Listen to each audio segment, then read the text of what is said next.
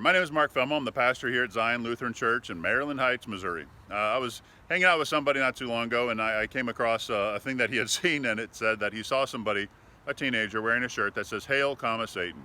Now, when you see this kind of stuff that just drives you nuts as one of God's people, the worst thing to do is to chew them out or to personalize it or to even personalize it to them. When you see somebody who's caught up in something that doesn't make sense to you, on the inside, give yourself a moment to have the eye roll on the inside. But then in that moment, realize what that person is that somebody who is dearly loved by God, and that would be wonderful. The real victory would be if we get to see them in paradise. Now, when you see somebody caught up in something crazy or something that doesn't make sense, like a shirt that says, "Hail, Satan," realize that the powers of darkness always fall upon themselves. Sin always destroys the sinner. Evil always destroys the evildoer. It is always the case, which is why God says those things don't make sense. So when you're looking at these kind of things, just as an example here, this person has a shirt that says, "Hail, Satan." When you have a comma like that in an imperative, it is actually telling you you're talking to that person.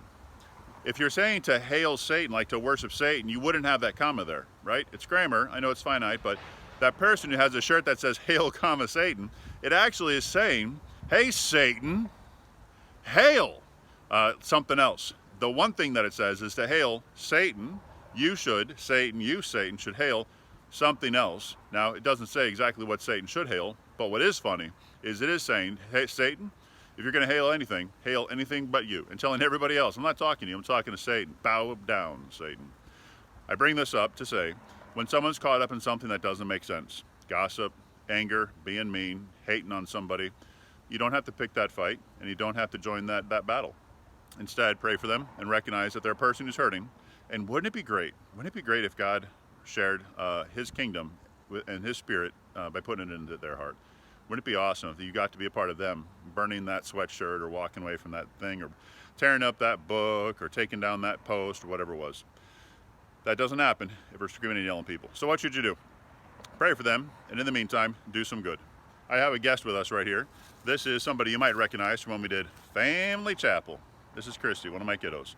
We are in our fancy churchy clothes on a Saturday because we're going to a funeral for a police officer.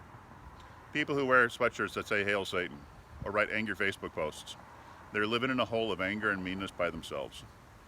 Reach out to them, care for them, continue to do good, like go to funerals, care for people who are hurting, and be involved in other people's problems. But don't be mean, don't be angry, don't be hateful, don't pick fights, and don't join somebody else's. The Lord be with you from Zion Lutheran Church, where heaven touches earth.